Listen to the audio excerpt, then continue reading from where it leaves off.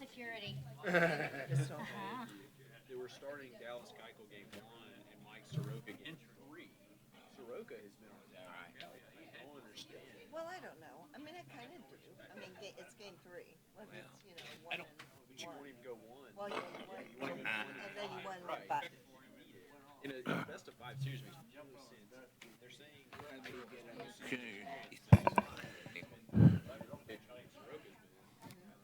Okay, let's call this meeting to order. Notice of an open work session to the City Council of the City of North Kansas City, October 1, 2019. Mr. Herrick.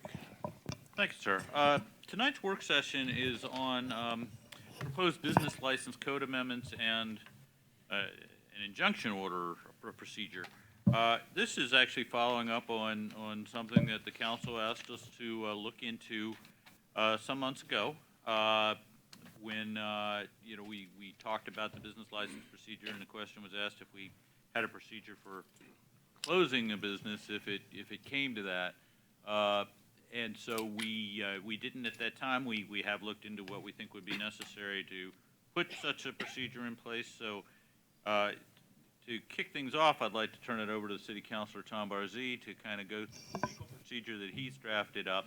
Also with us tonight, I don't know if all of you know Anthony Bologna, our city attorney, who functions as our city, who functions as our prosecutor for municipal court. So he would be involved in the procedure that's before you for discussion tonight.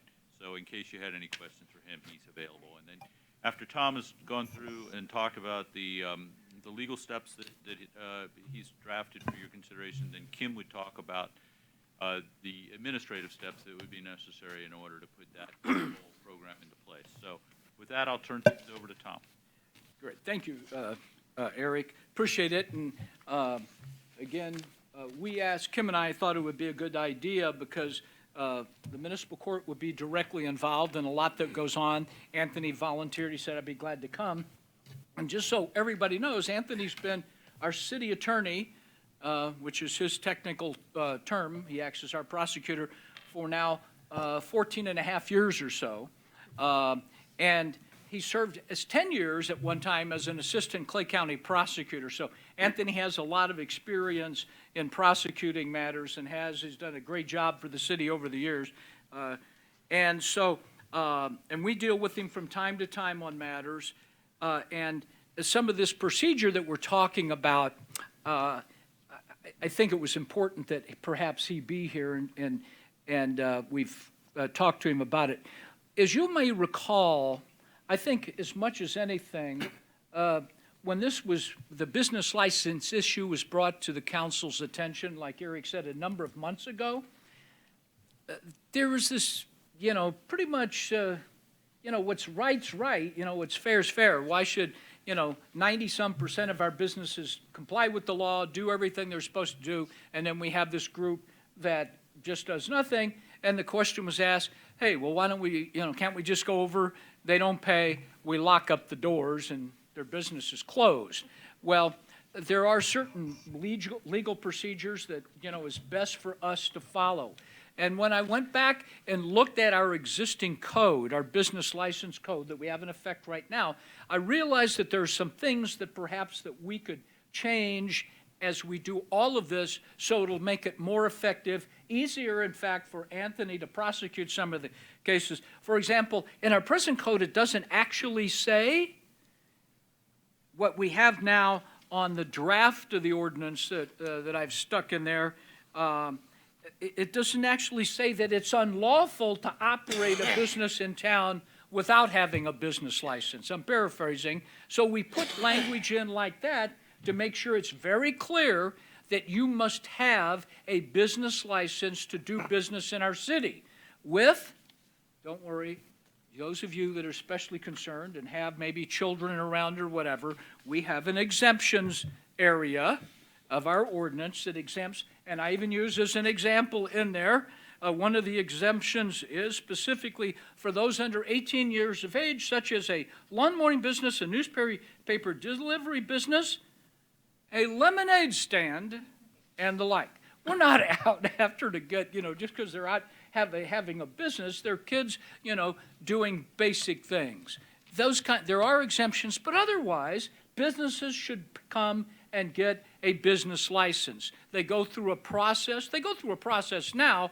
We kind of spell it out, I think, a little bit more clearly in the way we have it in the new ordinance.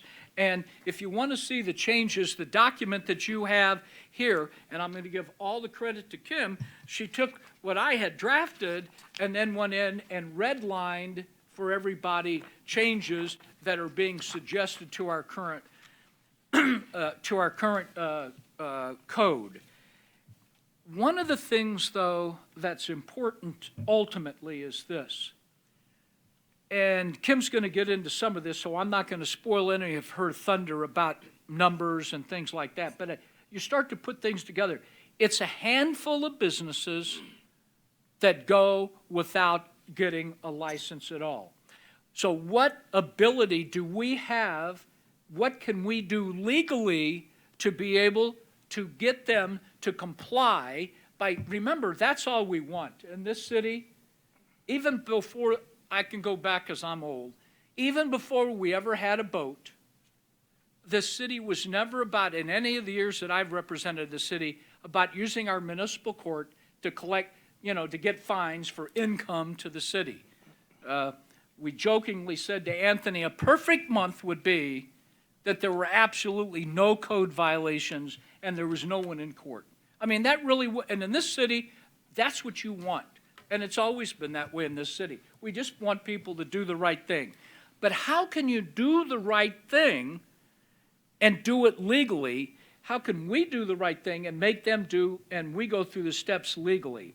So what we have come up with is ultimately they have to, the way we have set it up, and Kim's going to go through the detailed part of it, but is to get, what we would do is, rather than let it get totally out of control, before it would go back to Anthony after it's been in municipal court, before it would go back to Anthony to go to the circuit court to get injunctive relief, meaning enjoin the business from doing business through a formal court order in the Clay County Circuit Court, before they would do that, it would come to this council, and you would make the judgment call, does it make sense to refer this case to Anthony as the city attorney to take it up to Clay County?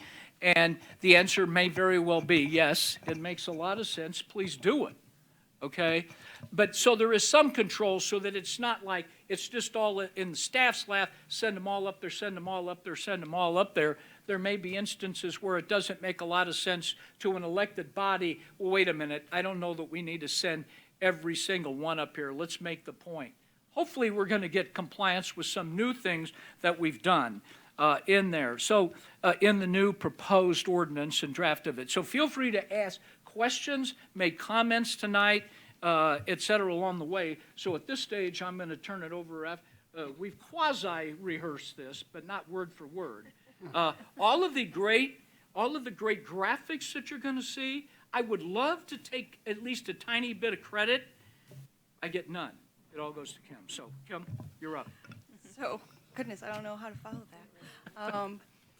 So a lot of the things that Tom has talked about is adding due process. So anytime that you have a new punitive action, you really do have to think about what the noticing and the due process of that is. And that's what I'm going to walk you through right now with this particular proposal. So there are a couple different tracks. The first track that Tom has outlined for us would be new businesses that never submit a business license application, meaning that we have found out about these new businesses. They're operating within North Kansas City. We have mailed them the welcome packet. We have called them on the phone, and we have even done a site visit. They refuse to turn anything in, and perhaps they really have no interest in ever pulling a business license. One of the new processes Tom has kind of outlined within this new process would be that they are ineligible for the appeals provisions, which is something I'm going to touch on later here in a minute.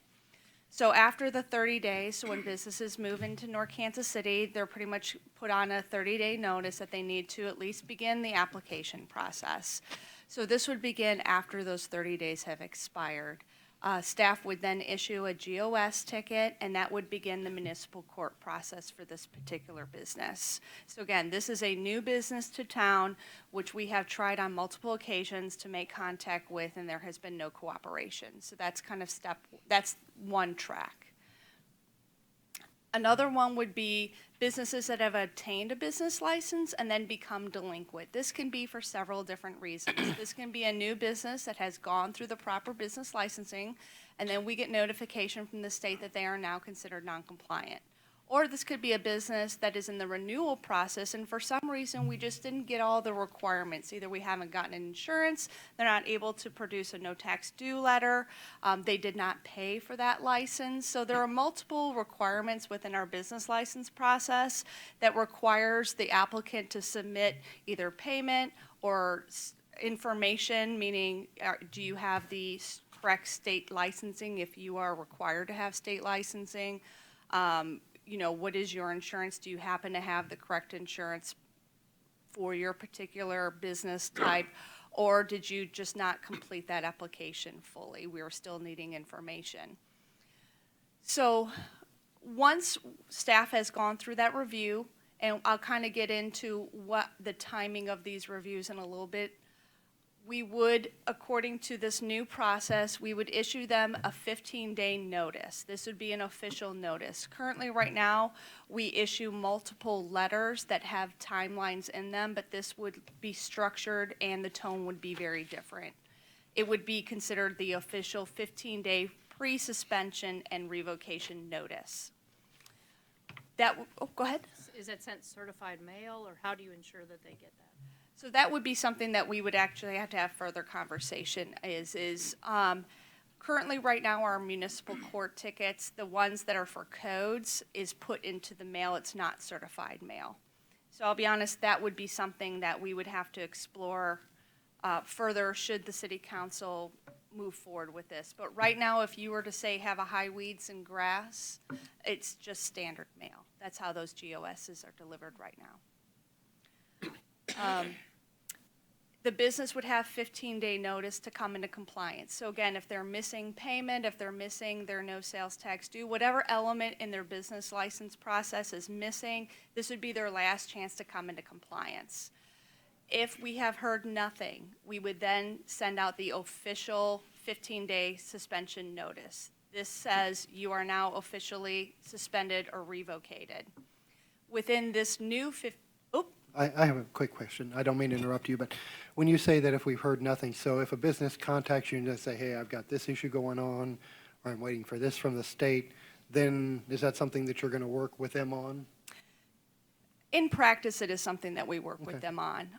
Now, we would have to be very clear on when that deadline is, meaning that just because you call me every 2 weeks, you're not producing something. But we do try to, and that's something perhaps I should say. I mean, a lot of the things that we talked about throughout both processes, our current process and this new proposed process, our goal is compliance. We understand that sometimes life gets in the way of certain tasks that need to be done. We try to be sensitive to that.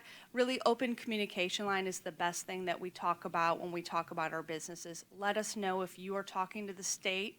We can see from our side whether that contact has been made or if they are in the process. So we really do try to work with businesses as much as we possibly can, but we really do, on the equity arm, try to make sure that we are being fair to all of our businesses. So it is a little bit of a balancing act. Okay. So once that official 15-day suspension revocation notice comes out, this is when the open window to appeal to the city council would begin. Those businesses would have 15 days to produce in writing that they would want to come and appeal directly to the city council. If that happens, we would receive that note, we would receive that written letter, and we would then place that appeal on the next appropriate city council agenda meeting. So that's kind of how that process would work. If we heard nothing within those 15 days, the GOS system would begin, and then that would go to the municipal court process would begin from that moment. Do you guys have any questions about that? I'm going to kind of get into the appeal to the city council. Go ahead. There you go. Okay, next. So the city council, again, it would be placed on your regular city council agenda. I'll be honest, we're unsure where that would be placed onto the agenda just now. There would be 4 options available at that moment. So the business could come into compliance, say that the next available city council meeting is a couple of weeks out, and within that time period, the business has come into compliance. That would be something that as we are making your packet, that information would be included. So it could be that the business shows up, you have a report showing that they've come into compliance, and there we go. The city council, you would be able to direct staff that maybe you would like us to give them more time. That would be to your discretion to direct city staff to add more time to this process. The city council, you could direct staff that it's time for the GOS ticket. That could be another thing that would be open to you at that time. The 4th one would be that you could direct Anthony, the city attorney, to begin the injunction process. So you pretty much have 4 options that would be open to you during that appeal to city council. Is there a time frame like on the injunction process? I'm sure every case is different, but as far as how long that takes to go through the courts? It would vary. Oh. There we go. It would vary from case to case, and, you know, depending on how quickly the person came to court, had an attorney, was prepared to deal with the petition. So, I mean, I could probably ballpark you at, what, 60 to 120 days? Okay. Thank you. But that's a ballpark, and it would vary, you know, from case to case and even judge to judge, so. Okay. In regard to the appeal to the city council, and you already said we don't know where that will fit in an agenda item, you know, just from a legal point of view, is that gonna have to be a consideration? I mean, you know, sort of innocent until proven guilty or whatever.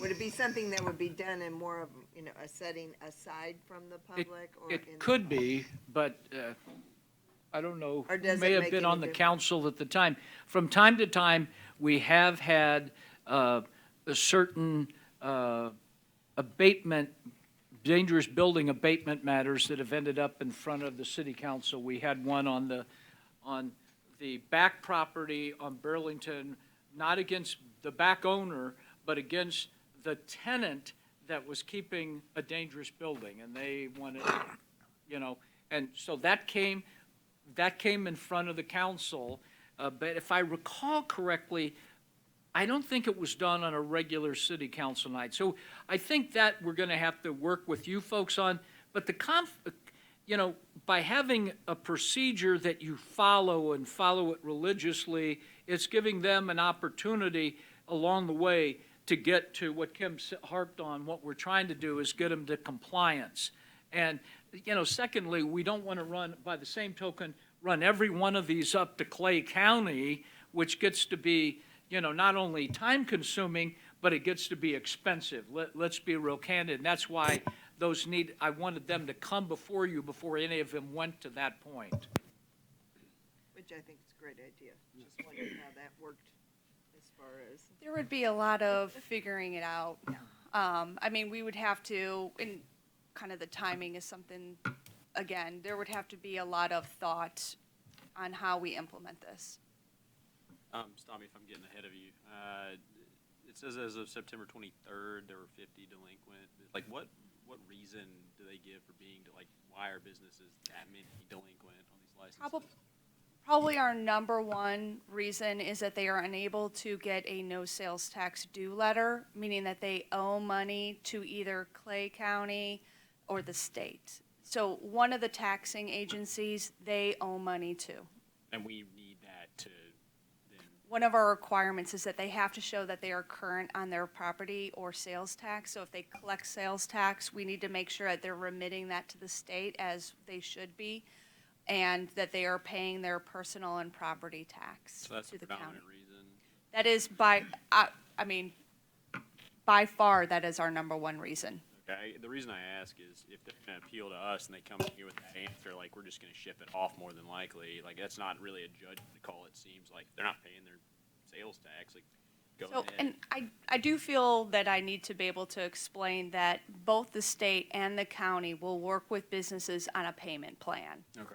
So they understand that sometimes financial strengths, cash flow problems, these happen to all businesses. Really, they want what we want, which is an open line of communication. Meaning if you visit with the county or you visit with the state and you work out a payment plan, generally speaking, 99 times out of 100, they are able to issue a no tax due letter because they have a financial agreement with that business. The no tax due letter is what we require as part of our business licensing So as long as they're in a process. payment plan, they'll get the no tax due letter and we're good to go, but they're still As not long as they doing- maintain that. Right, but they're payment still not plan. doing that at this point, so I guess what I'm getting at is like, why would they need to come to us with that if staff could just say, well, you don't have the letter, you figure out the payment plan and stick to it, or we're gonna have to send it up.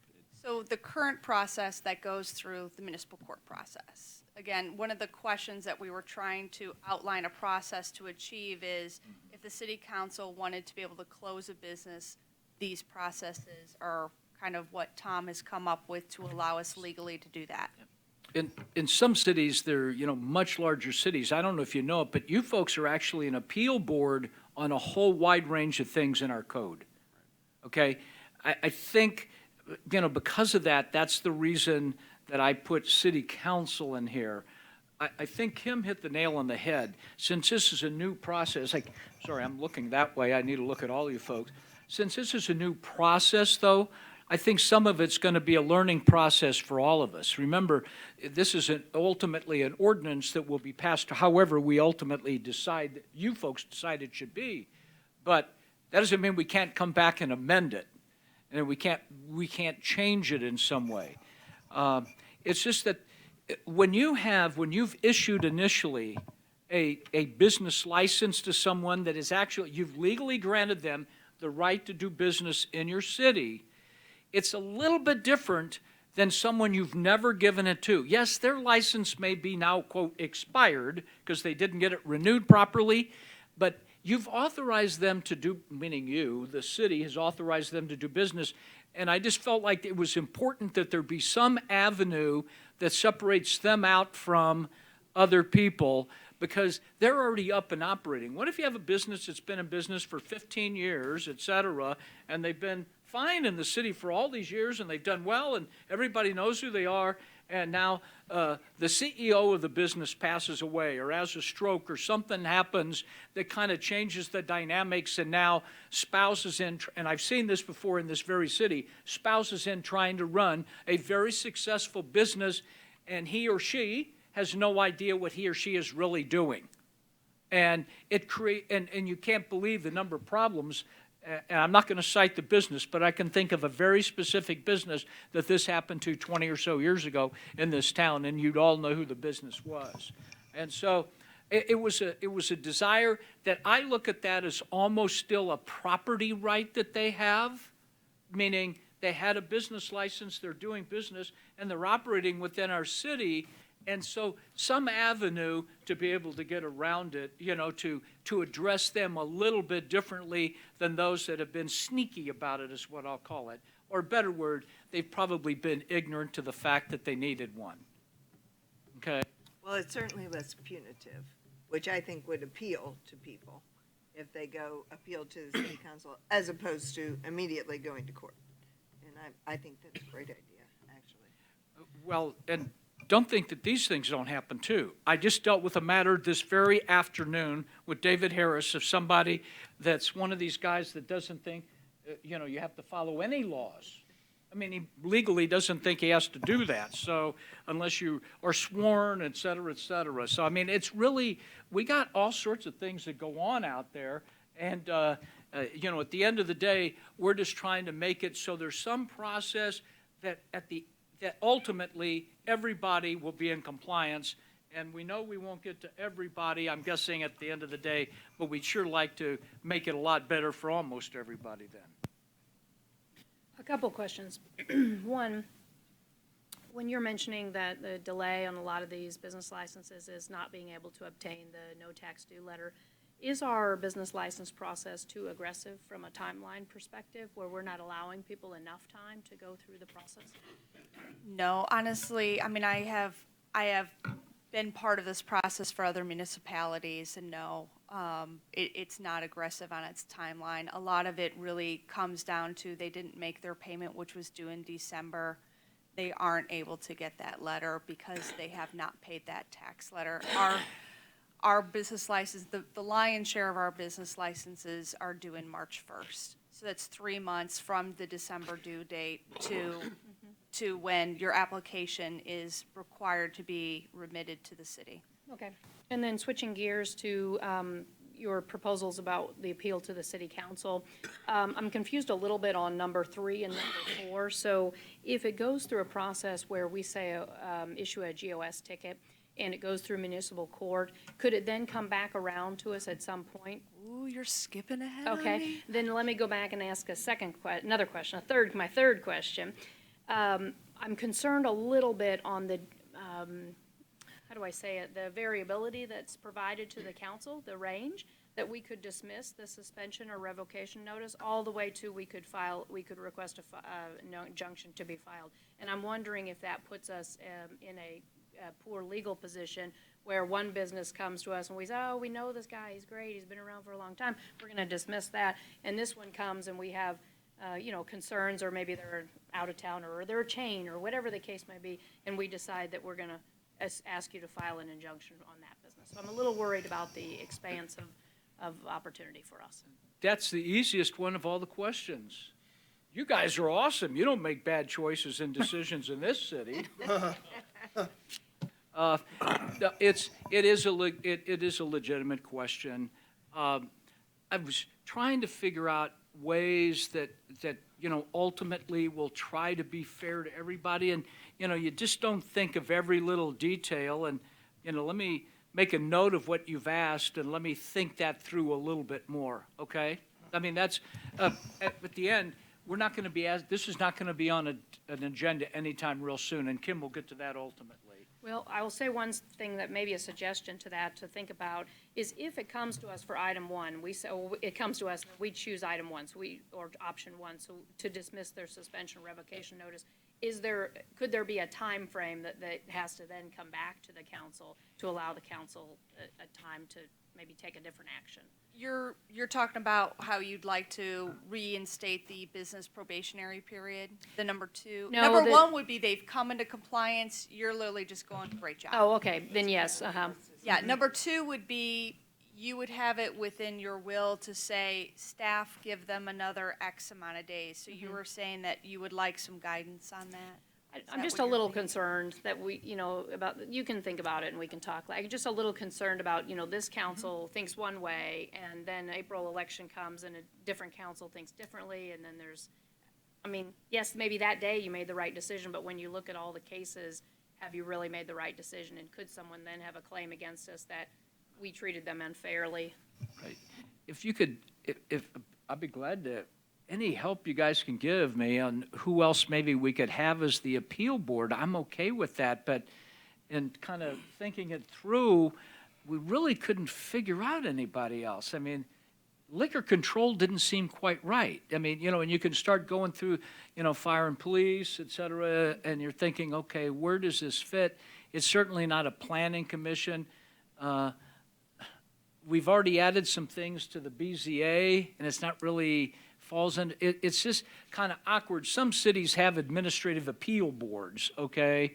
Bigger cities do in many instances. We just don't have anything quite like that. But this is all legitimate discussion, and that's why we're having this meeting tonight. I've made some notes here on this appeal process to the council, and maybe we can fine tune it. And I'd like to weigh in after Kim has finished her presentation, because I do have some concerns as well. So I'll talk a little bit about the injunction order. You kind of had asked, this is a little bit of a two-way door, this process. So you can direct the city attorney during the appeal process to begin an injunction order. It's also available if we're seeing a case in municipal court that doesn't seem to be producing the action that we're hoping, which is compliance. Staff would be able to bring that particular case forward during a city council meeting to ask for consideration for the city council to direct the city attorney to bring that into circuit court to begin that process. Again, that would be on an extreme case, somebody who, that business has been in the municipal court process for quite some time, and we're just not making any forward progress on that particular case. So that's when staff would bring that forward and ask for consideration. Do you guys have any questions about that new process? Okay, now I'm going to kind of get into some considerations with this particular proposed new process. There would be additional work, costs, and considerations with this new process. This new process does have some new policies and procedures that staff would need to implement to allow for the city to begin the process. We would have multiple mailings, so our finance staff would have multiple new notices that would need to be generated and mailed. Your question too, is this certified or normal? That would be a question to consider. Both of them have a cost that we don't currently have budgeted for. Our police could deliver it. So on our current process, we free. have budgeted, but this could, from what we're seeing, this could have an increase in GOSs that are issued and delivered. So there would be some additional police staffing costs that are associated with that. There would be some new costs associated with equipment and citations, so I'll kind of pivot over to that. Right now, the GOSs that are delivered to businesses are handwritten, and there are 2 of them. So each time that we cite a business, it's 2 handwritten tickets. There would be the possibility that that GOS would go up, so we would ask for some additional equipment to have an e-ticket writer, which is what our parking management staff uses, as well as there would be, like you mentioned it, our police right now are the ones that hand deliver those GOSs. There would have to be some additional hours budgeted for that mechanism. There would be additional items for the city council agenda, so there would be more staff time. For every one of those appeals, you would need some information to go with it. So there would be staff reporting, as well as, and I'll kind of get into the timing of this, there could be a pretty good influx. We would have to work with you of how many of these would you want to see on your city council agenda, knowing that there would have to be a report generated for each one of these hearings. The process will require, yes, I'm so sorry. Approximately right now, how many non-compliant businesses do we have? So I'll kind of, can I wrap up just the Yep. considerations? Yep. And then right now we have 50 non-compliant businesses. 50. 50, Okay. correct. So we kind of mentioned the prosecution part. We do not have an understanding of how much that cost would be. That would be outside of our current scope. There would be prosecution costs, filing costs that we currently don't pay right now, that we have no idea of how much that would be. One consideration is that most of our delinquent businesses, and I'm going to pivot over right now to our delinquent businesses, they're very small businesses. So it's not like these are our large corporations that we are having delinquency issues. These are small mom and pop businesses, and I do feel like we need to mention that fact. This is what our business license delinquency information, again, I ran these numbers back from January because that was the last time that we came and chatted with you about our business license process. So in January when we spoke, we had 70. In February, we were able to work the list down to 57. Again, March 1st is when those business licenses, the lion's share of them are due. So you see that upward slope up to 246. Again, that is from the click of the stop clock of this is when they are due. So it does skyrocket up quite a bit when they are delinquent because they are due on March 1st. How many total businesses? Just as a, So we currently have 1,400 businesses. okay.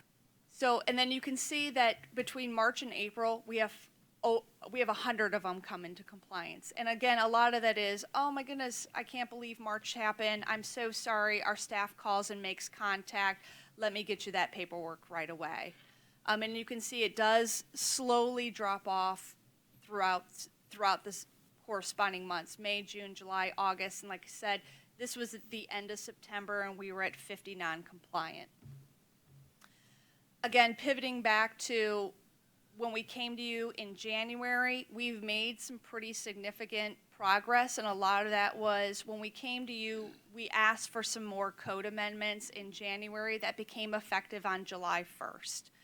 So a lot of that was changing of dates. It was also making a progressive punitive system. Our system before was a $25 ticket that once it was paid, that was considered met, that requirement was considered met, which meant we had to go back through the GOS process again.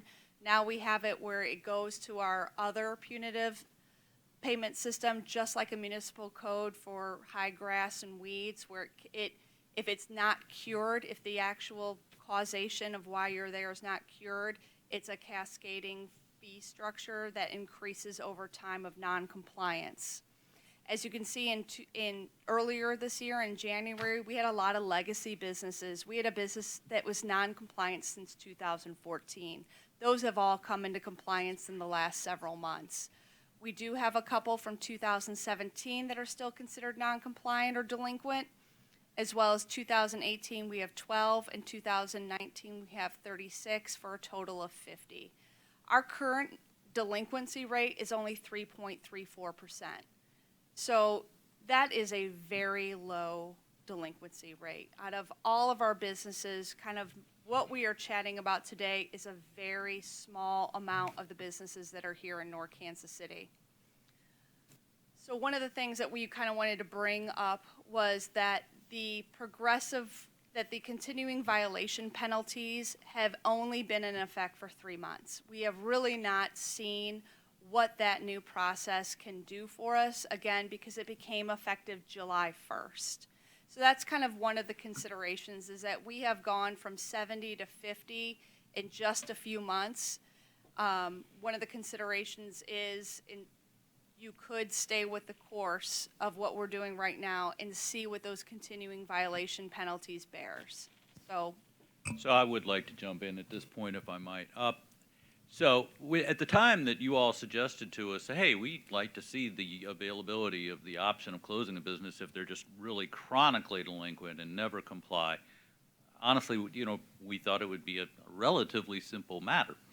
But now that, we have the recommendation of what's required to provide adequate due process here in North Kansas City to these businesses, if we go the route of revoking or simply revoking suspending or revoking a business license, I would suggest if you really want to consider doing it, given some of the things we're talking about. I mean, we do think that there would be a lot of additional staff time required that is difficult for our small staff to handle. We do think there would be additional expense as a result of having to put that in place. I do actually believe that I'm concerned about, frankly, the city council role. Having, who knows? We don't really know how many businesses that would be coming before you in a regular council meeting to make their case, and you be considering that, and how many of those, might just be a simple matter of a sales tax due letter. That's a relatively simple thing. Is that a role that you would want to be playing at your council meetings? I'm just, given the relatively small degree to which this is a problem, 3 1/3%, as Kim says, at the moment. I do wonder if this is with regard to the other parts of the ordinance that Tom has drafted, I have no issue, but I do wonder if it is really worthwhile to pursue that, given all of the additional processes that would need to be in place, along with the additional burden and expense, and given the extent of the problem. So, all in all, I would not recommend that to you. But we now have it all before you, and whatever route you'd like to go. So, I mean, and I appreciate all the work that staff has done. Obviously, they've done a good job at lowering the delinquent businesses. And I think what our issue is, if somebody's 2019, they're delinquent, but, you've got the ones, can you go back to that other slide that's showing yeah. I mean, we really don't have too many from previous years except 2018, 2019. I mean, I don't know if it's, for the percentage that we have. I mean, I like the process, there are some legal questions that, Valerie brought up. Is there like a compromise, like if it's a chronically delinquent business or a long-term delinquent, that, I think we do have to have some teeth of these people that are just delinquent and don't do it over year, over year, over year. I mean, we had a news article pop up, and I'm not going to name the business that was named in it, but, it's obviously having problems. The clients, they owe them money. They've taken money that they haven't rendered services for. So it's just kind of a catch-22, isn't it? Mr. Mayor, hearing what Eric has said, and I don't disagree with that, okay, about the appeal process coming to you folks, et cetera. One thing that, and so I think it already indicated to Valerie, let me think through that some more, because this is going to be a significant period of time before it was ever intended to come back.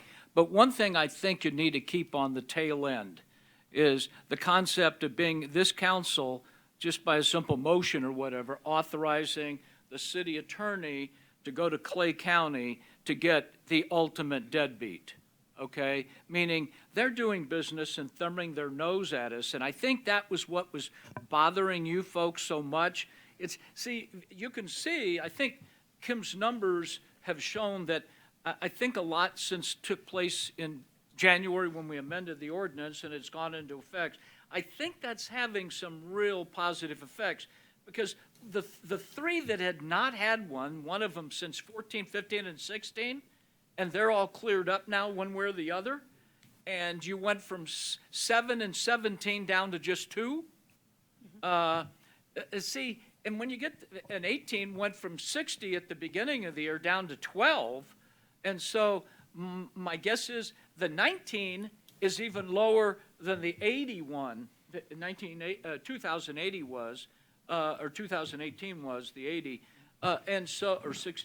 I think at that stage, all you need is some maybe ability at the end of the day, if you have to. Let's say you had a bigger business in town, I'm not going to name anybody, but wasn't getting a license, and they literally owed thousands and thousands of dollars, and they were still operating. You may want that to come here, because the municipal court judge hasn't been able to get their attention to let the city attorney go to Clay County in that instance and say, see if you can get some injunctive release. We got to close these people down. The appeal process, I agree. It's just that it's hard when you don't have any kind of a board other than you. It really doesn't fit in, to the best of my knowledge, in any other area. Maybe let me go back and re-look at that, because I could see, if nothing else, maybe the appeal process to you only comes when it's a number, they have a number of times, and it's gone considerably a lengthy period of time, even before, though, it goes to court, or to the circuit court. There should be some other way. I agree with Eric. I don't think we should be part of that process. We're not professionals. It throws in a fact that favoritism. Oh, we know old Joe's Market down here, and it used to be that way with, and I'll say it because he's dead and gone, God bless him, but the muffler place. We let him have an unsafe building for 20 years. It's still down there as far as I know. Not their shop, but their warehouse. You know where I'm talking about. And the council more or less let that happen. I just don't think we have a part in it. And why should we? I mean, everybody same as me is, my neighbor's got a ticket for running the stop sign. Why not she appeal to us to not pay it? Understood, but we probably then, Mr. Stewart, probably ought to go back and look at all of those other codes, because I'm just telling you right now, this city council is an appeal board in a number of our different building codes. A number of them. We should look at that too then. Yeah. 'Cause evidently it's not working on the codes, in the courts even, because the judge keeps giving, time after time. One code violation in my neighborhood, you're talking about 120 days or so, it took about 3 years to make the man, make his building safe. Because the judge kept giving him time and time, every time he went to court. Okay, I'll give you another 3 months, I'll give you another 6 months. The judge is too nice of a guy. I know that we had a cop that was retiring, and he was our code enforcement guy that went out and collected these things, and he apparently did one heck of a good job. So maybe having a policeman show up at your front doorstep is really a good idea. Well, you're speaking of, actually, I'll name him, Dwayne Hosticle, Yeah, yes, uh-huh. who is still with us on a reserve basis and still Doing that. And he is very good at it. And that's part of the reason that we've been able to have a lot more success Right, yeah, lately. mhm. And it's something he just kind of likes to do. So, yes, I mean, I think having somebody that's available in that role is very helpful. And he's been very good. Well, I do agree that somebody that just flat won't, comply, somewhere along the line, somebody has to pull the chain, and whether it be the council or staff or the lawyers or who, but, I think in most cases, approached right, I do know that we had one business that's been in town here for over 50 years that was delinquent on their business license, and I never did figure out, did that ever get straightened out? It did. Yeah, good. May I suggest perhaps that we look at the injunction route, which could rely on the city attorney to say, we've tried as hard as we can at the municipal court, and and at that point, maybe it might come to council, but not on the regular basis that is shown in the memo here in B 1, 2, and 3. Sounds good. That's what I was actually going to comment on, is one, I think we've put some ordinance in place to help the process, and it's obviously having a positive effect. I don't think it's been in place long enough, really, to probably see it through. Two, I think we should look at some of our operational processes, like how do those notices get delivered? Maybe it's on contract with the police officer, maybe it's certified mail, maybe there's one of each at some point in the process. So I think we strengthen that operational side. And then three, I think the council needs to see extreme cases. And when they've gone through the municipal court system and it's not working, I think those extreme cases need to come to the council. And then maybe there's some guidelines that appeal boards in other cities can offer to us that we could then provide to future councils so that they're at least somewhat consistent in their process or in their decision-making. Did I misunderstand that there's nothing that says it's unlawful to have a business without a license right now? It says that it's required, but doesn't say unlawful. Can we tighten that up and make it unlawful? There is a difference. Well, if there's a difference, why don't we just make it unlawful to have a business without a license and close that?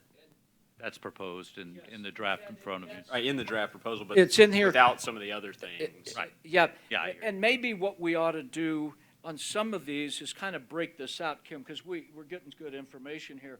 Maybe what we do is go back and weed through this and put in things maybe just in the next month or so that we can go ahead and put in our ordinance. For example, that it's actually, unlawful to operate without a business license in the city.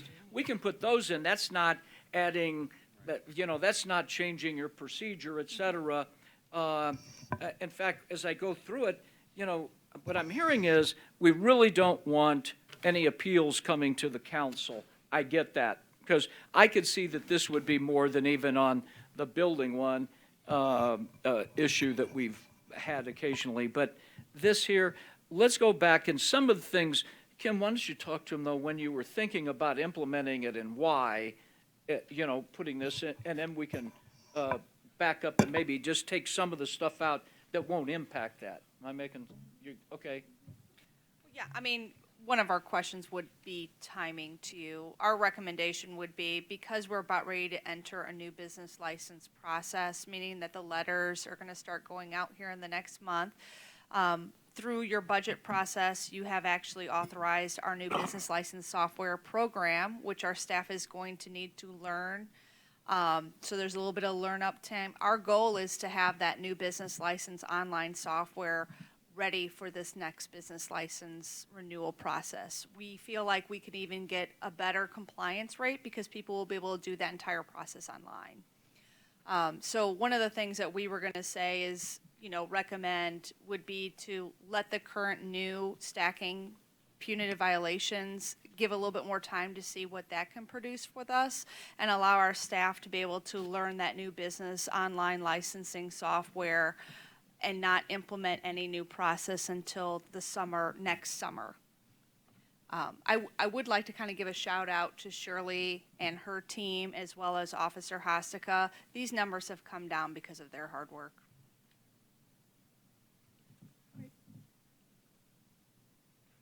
Is that it? I think, did you need anything else, Kim? I think we have some basis upon which to continue, and we'll work on that and come back at some point in the future. Move to adjourn. Second. All in favor? Aye. Opposed?